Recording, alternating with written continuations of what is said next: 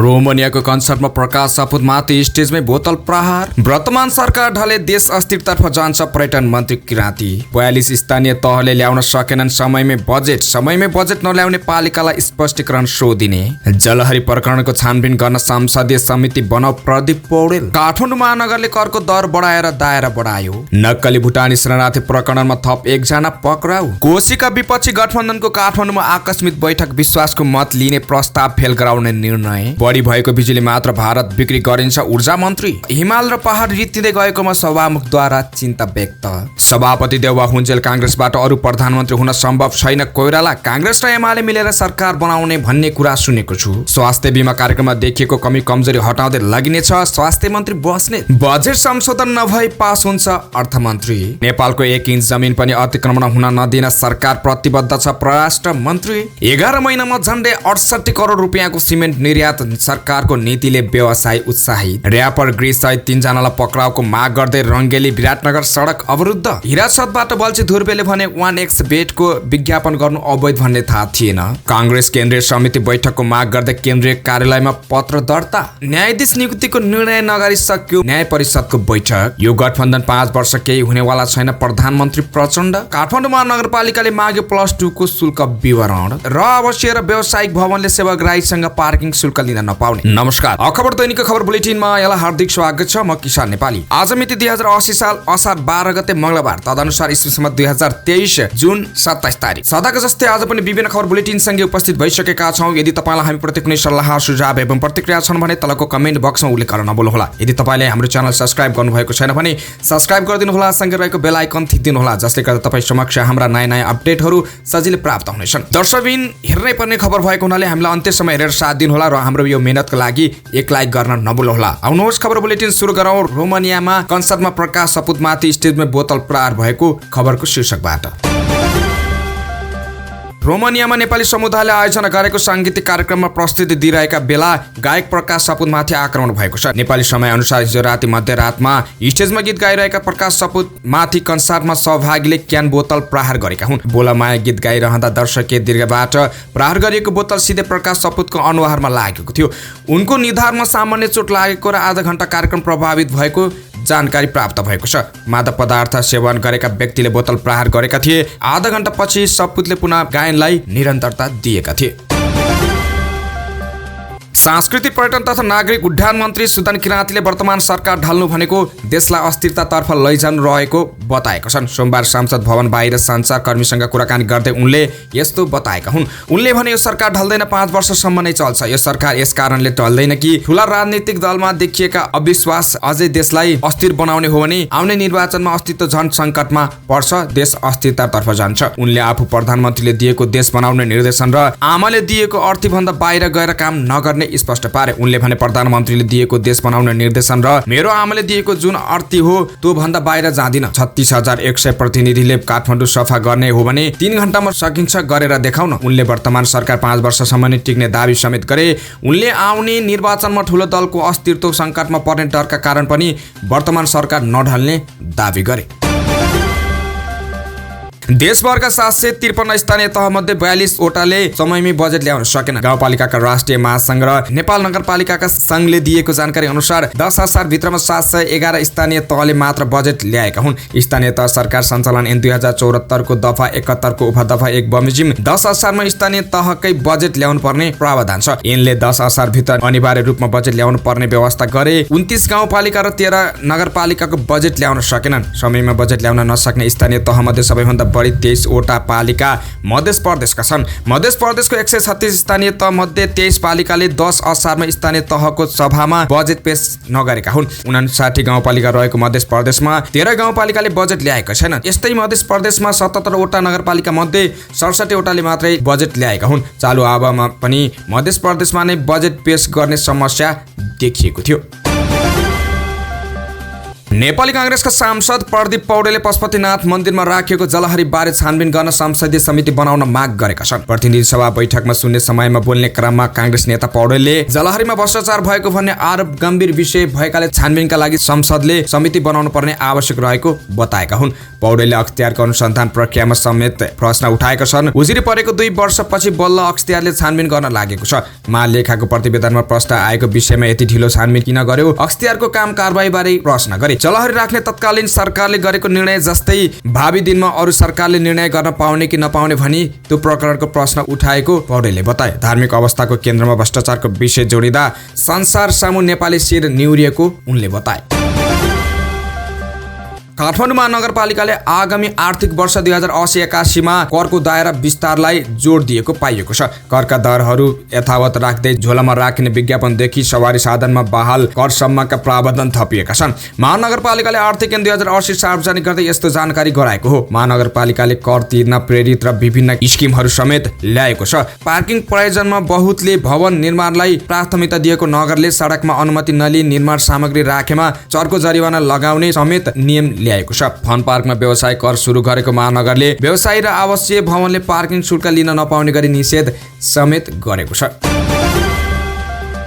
नक्कली भुटानी शरणार्थी प्रकरणमा एकजना फरार प्रतिवादीलाई प्रहरीले पक्राउ गरेको छ। काठमाडौँको मण्डी खाटारबाट 24 वर्षीय आशिष बुढाथोकीलाई पक्राउ गरिएको जिल्ला प्रहरी परिषद काठमाडौँको एसएसपी सीताराम रिजालले बताएका छन्। ठगीको रकम उनको खातामा जम्मा भएको देखिएकाले प्रतिवादी बनाएको रिजालले बताउँछन्।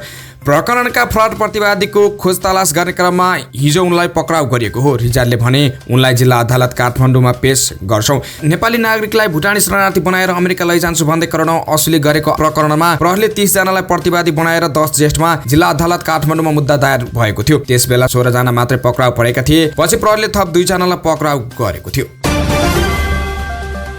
कोशीका प्रदेश प्रमुखले प्रदेश सभाको अधिवेशन आह्वान गरेपछि प्रदेश सभाको विपक्षी दलहरू छलफलमा जुटेका छन्। प्रदेश सभाले 14 असारको दिउँसो 1 बजेका लागि अधिवेशन आह्वान गरेपछि सोमबार दिउँसो काठमाडौँ बालुवाटार स्थित एक होटलमा नेपाली कांग्रेस, नेकपा माओवादी केन्द्र र जनता समाजवादी पार्टीका नेताहरू छलफलमा जुटेका छन्। 3 दलका नेताहरूले विराटनगरमै रहेका नेकपा एकीकृत समाजवादीका नेता राजेन्द्र राईसँग टेलिफोनमा कुरा गरेका थिए।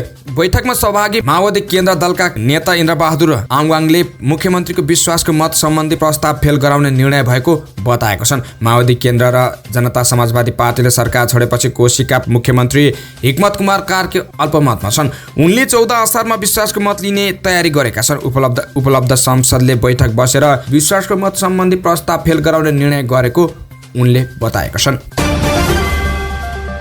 ऊर्जा जलस्रोत तथा सिंचाई मन्त्री शक्तिबहादुर बस्नेतले बिजुलीको आन्तरिक खपत वृद्धि गर्ने योजनाका साथ सरकार लागि परेको बताएका छन्। उनले उत्पादन वृद्धि, वितरण प्रणालीको सुधार तथा आन्तरिक खपत बढाएर बाँकी रहेको बिजुली मात्र भारत निर्यात गर्ने सोचका साथ मन्त्रालयले काम गरेको उल्लेख गरे। प्रतिनिधि सभाको हिजोको बैठकमा सांसदहरूको प्रश्नका जवाफमा मन्त्री बस्नेतले 5 वटा प्रदेशमा निकट भविष्यमा नै पुनः विद्युतीकरण हुने जानकारी दिए। हालसम्म 96% घरधुरीमा बिजुलीको सेवा पुगेको जानकारी दिँदै ऊर्जा मन्त्री बस्नेतले हाल कुल जडित क्षमता 2732 मेगावाट पुगेको बताएका छन्।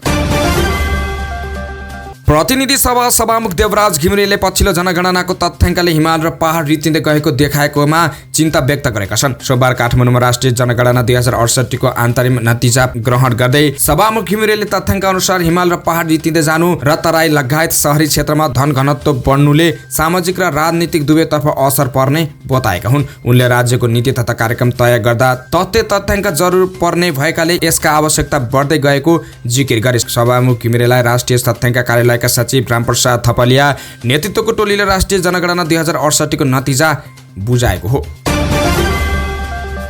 कांग्रेस सांसद डाक्टर शशाङ्क कोइरालाले कांग्रेस र नेकपा एमाले मिलेर नयाँ सरकार बनाउने कुरा सुनेको भए पनि पार्टी सभापतिसँग कुनै छलफल नभएको बताएका छन्। सोमबार संसद भवन बाहिर सञ्चारकर्मीहरूसँग कुरा गर्दै नेता कोइरालाले नयाँ समीकरण बारे पार्टी सभापतिसँग भेटेर कुरा गरेपछि मात्रै यथार्थ कुरा बाहिर आउने बताएका हुन्। पार्टी सभापति शेरबहादुर देउवा हुन्जेलसम्म पार्टीबाट अर्को कोही पनि व्यक्ति प्रधानमन्त्री बन्न नसक्ने पनि उनको भनाइ छ। 15औं महाधिवेशनपछि मात्रै कांग्रेसबाट सरकारको नेतृत्व कसले गर्ने भन्ने कुराको टुङ्गो लाग्ने उनको भनाइ छ।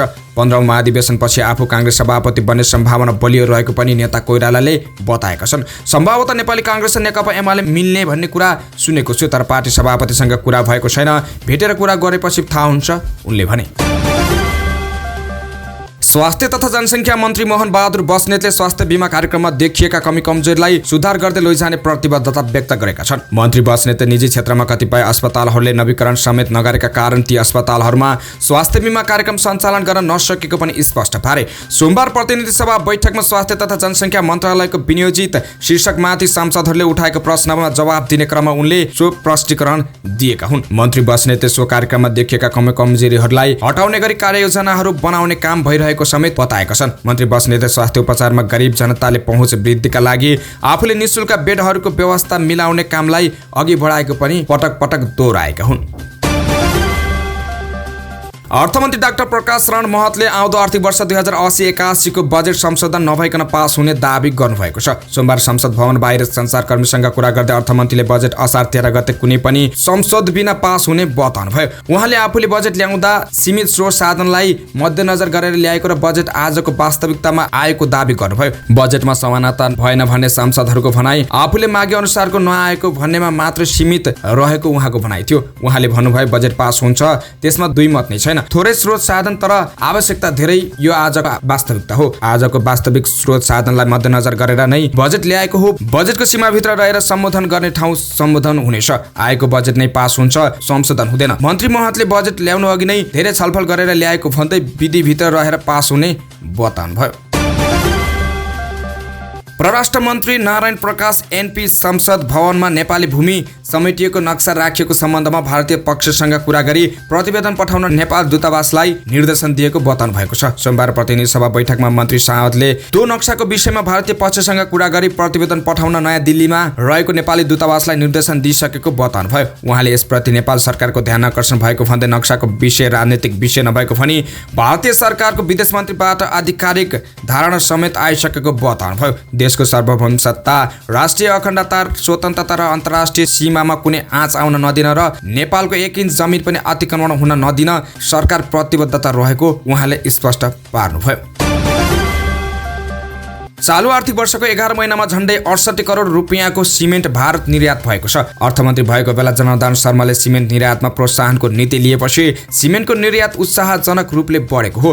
भन्सार विभाग अनुसार साउनदेखि जेठसम्म 11 महिनामा 67 करोड 76,53,000 रुपियाँको सिमेन्ट र क्लिङ्कर निकासी भएको छ। माघको मसान्तसम्म जम्मा 16 करोड 70 लाख रुपियाँको सिमेन्ट निर्यात भएकोमा 4 महिनामा 51 करोड रुपियाँको सिमेन्ट निकासी भएको विभागको तथ्याङ्कमा देखिएको छ। सरकारले चालु आर्थिक वर्षको बजेटमा वार्षिक 10 करोड रुपियाँ भन्दा बढीको बिजुली खपत गर्ने उद्योगलाई 15% सम्म छुट दिने तथा निर्यातमा 8% अनुमान प्रदान गर्ने व्यवस्था गरेको थियो। निर्यात गर्न सम्बन्धित देशबाट गुणस्तर चिन्ह लिनुपर्ने हुन्छ। अहिलेसम्म तानसेन र अर्घाखाँची ब्रान्डले भारतबाट गुणस्तर चिन्ह लिएका छन्। मासु व्यवसायी कासिर अन्सारी मृत्यु प्रकरणको अनुसन्धानमा प्रहरीले चासो नदेखाएको भन्दै आफन्त र रङ्गेली विराटनगर सडक अवरुद्ध पारेका छन्। र्यापर गिरीश खतिवडाले सञ्चालन गरेको होटल जी क्याफे एन्ड बिस्ट्रोमा असार 3 गते घाइते भएका अन्सारीको 2 दिन उपचारका क्रममा मृत्यु भएको थियो। अन्सारीको मृत्युपछि आफन्तले गाय खतिवडा र होटलका 2 कर्मचारी विरुद्ध कर्तव्यज्ञान मुद्दाको जाहेरी दिएका थिए। प्रहरीले आरोपीलाई पक्राउ नगरेको भन्दै सोमबार आफन्त र स्थानीयले रङ्गेली विराटनगर सडक खण्डको कर्सिया बजार क्षेत्रमा सडक अवरुद्ध गरेर प्रदर्शन गरेका हुन्। असार 3 गते जी क्याफे एन्ड बिस्ट्रोमा मासु पुर्याउन आएका अन्सारी होटलमा घाइते भएका थिए। सिसाले काटेर तिघ्रामा गहिरो चोट लागेपछि उनलाई कोशी अस्पताल हुँदै उपचारका लागि विराट नर्सिङ होम लगिएको थियो। नर्सिङ होममा उपचारका क्रममा सोही दिन उनको मृत्यु भएको थियो। अनलाइन बेटिङ सट्टेबाजीको वेबसाइट 1x बेटको प्रचार गरेको अभियोगमा प्रहरी हिरासतमा रहेका कलाकार मरिचमान श्रेष्ठ बल्छी ध्रुवेले त्यसरी विज्ञापन गर्नु अवैध हो भन्ने आफूलाई थाहा नभएको जिकिर गरेका छन्। जिल्ला प्रहरी परिषद टेकुको हिरासतमा रहेका श्रेष्ठलाई भेट्न सोमबार पुगेको कलाकारहरूको टोलीसँग उनले भने धेरै युट्युबरहरूले त्यसरी विज्ञापन गरेका थिए, हामीलाई पनि अफर आयो, त्यस अनुसार विज्ञापन मात्र गरेका थियौँ, त्यो गलत हो भन्ने थाहा थिएन। लामो सङ्घर्षपछि स्थापित हुँदै गरेका बेला विज्ञापनको विषयलाई लिएर ठुलै अपराधी झैँ पक्राउ गरेर आफू खिन्न भएको उनले बताएको छन्। विज्ञापन बापत पैसा आउँथ्यो, त्यसबाहेक केही विषयमा सरकार थिएन। उनले भने दुःख र सङ्घर्ष गरेर यहाँसम्म आइयो, यस्तो सानो विषयमा थुनामा पर्नु पर्यो। त्यसमाथि प्रहरीले हातमा हतकडी लगाएर अदालत ल्याउँदा एकदम नमिठो लागेको उनले बताए। नेपाली कांग्रेसको केन्द्रीय समितिको बैठकको माग गर्दै पार्टी कार्यालयमा पत्र दर्ता गरिएको छ। केन्द्रीय सदस्य मधु आचार्यले केन्द्रीय समितिको माग गर्दै पार्टी कार्यालयमा पत्र दर्ता गराएका छन्। विधान त 2 महिनामा एकपटक केन्द्रीय समितिको बैठक बस्नुपर्छ। अघिल्लो वर्षको असार 28 साउन 2 को बैठक बसेको थियो, त्यसै त केन्द्रीय समितिको बैठक डाकिएको छैन। पार्टीको लागि विगतको 11 महिना निकै आरोह अवरोह रह्यो। नीतिगत एवं राजनीतिक अध्ययन अनुसन्धानका दृष्टिले पेचिलो मात्र होइन, सैद्धान्तिक वैचारिक स्खलन एवं विघटनका दृष्टिले समेत निकै पीडादायी रह्यो। आचार्यले बैठक माग गर्दै दर्ता गरेको पत्रमा लेखेका छन्, अस्वाभाविक चुनावी गठबन्धनले संवैधानिक र मनोवैज्ञानिक क्षति बेहोर्नु परेको पत्रमा उल्लेख गरेका छन्। यी सवालहरू केन्द्रीय कार्य समितिभित्र समीक्षा गर्ने परिस्थिति नबनेको भन्दै असन्तुष्टि व्यक्त गरेका छन्। न्यायाधीश नियुक्तिका बारेमा बसेको न्याय परिषदको बैठक कुनै निर्णय नगरी सकिएको छ। सोमबार बोलाइएको परिषदको बैठकमा न्यायाधीश नियुक्तिको विषयमा छलफल भएको तर कुनै निर्णय नभएको परिषदका सहसचिव मानबहादुर कार्कीले बताएका छन्। अब अर्को बैठक बुधबारका लागि बोलाइएको छ। प्रधान न्यायाधीश हरिकृष्ण कार्कीले आफ्नो कार्य सर्वोच्चदेखि उच्च अदालतका रिक्त न्यायाधीशहरूको नाम सिफारिस गर्न खोजेका छन्। उनले सुरुमा उच्च अदालत र त्यसपछि सर्वोच्च अदालतका न्यायाधीश नियुक्ति सिफारिस गर्ने तयारी भएको बताएको थिए। सोमबार छलफल भएपछि कसरी के आधारमा र कस्ता व्यक्ति सिफारिस गर्ने भन्ने बारे छलफल भए पनि निर्णय नभएको परिषदका एक सदस्यले बताएका छन्। अहिले सर्वोच्च अदालतमा 6, उच्च अदालतमा 6 मुख्य न्यायाधीश र 41 न्यायाधीश पद रिक्त छन्। प्रधानमन्त्री पुष्पकमल दाहाल प्रचण्डले अहिलेको सत्तारूढ गठबन्धन 5 वर्षसम्म निरन्तर रहने बताएका छन्। सोमबार धादिङको गजरीमा आयोजित कार्यक्रममा उनले सत्तारूढ गठबन्धनका नेताहरू र प्रतिपक्षी दलहरूसँग पनि भएको कुराकानीका आधारमा आफ्नो गठबन्धन 5 वर्षसम्म टिक्ने कुरामा विश्वस्त रहेको बताएका हुन्। अहिले कता कता यो सरकारको आयु कति भन्ने पनि मिडियामा हुने नहुने तपाईहरूले हेर्नु भएको होला, सुन्नु भएको होला। प्रधानमन्त्री प्रचण्डले भने लगातार गठबन्धनमा भएको बैठक र प्रतिपक्षसँग पनि भएको बैठकमा आधारमा पनि के भन्न सक्छु भने 5 वर्ष यो गठबन्धन केही हुनेवाला छैन। प्रधानमन्त्री प्रचण्डले आफ्नो भारत भ्रमणमा ऐतिहासिक नै भएको दावी गरे। 10 वर्षमा 10,000 मेगावाट बिजुली किन्ने सहमति, भारत बङ्गलादेश र नेपाल बीच विद्युत व्यापार गर्ने सहमति, सीमा समस्या समाधान गर्ने नरेन्द्र मोदीजीको कमिटमेन्ट र अन्य थुप्रै विकासका परियोजनाहरू महत्त्वपूर्ण भएका छन्। मलाई गर्व छ उनले भने। नेपालमा धेरै राम्रो भएको नरुचाउने र नकारात्मक मानसिकता रहेको भन्दै प्रधानमन्त्री प्रचण्डले आफूले मानिसहरूले के भन्छन् भन्ने विषयमा ध्यान दिने छाडेको बताएका छन्। आफ्नो ठाउँबाट राम्रो गर्दै जाने जनताले एक दिन त फैसला गर्ने नै छन्। राम्रो काम गर्नेको जनमत बन्ने नै छ भन्ने म अगाडि बढेको छु। काठमाडौँ महानगरपालिकाले आफ्नो माताहतका निजी विद्यालयको शुल्क नियमन गर्ने भएको छ। महानगरभित्र परे निजी विद्यालयलाई पत्रचार गर्दै महानगरले कक्षा 11 र 12 +2 मा नयाँ शैक्षिक सत्र 2080-81 का लागि लिने शुल्क विवरण बुझाउन निर्देशन दिएको हो। महानगरको तथ्याङ्क अनुसार महानगरभित्र 520 वटा निजी विद्यालयहरू सञ्चालनमा छन्। 5 असारमा सबै विद्यालयहरूलाई पत्रचार गर्दै महानगरले असार मसान्तभित्र सो विवरण पठाउन भनेको छ। विद्यालयले के शीर्षकमा के कति शुल्क लिने हो महानगरको शिक्षा ऐन 2075 को दफा 27(9) बमोजिम पेश गर्नुहोला महानगरले भनेको छ।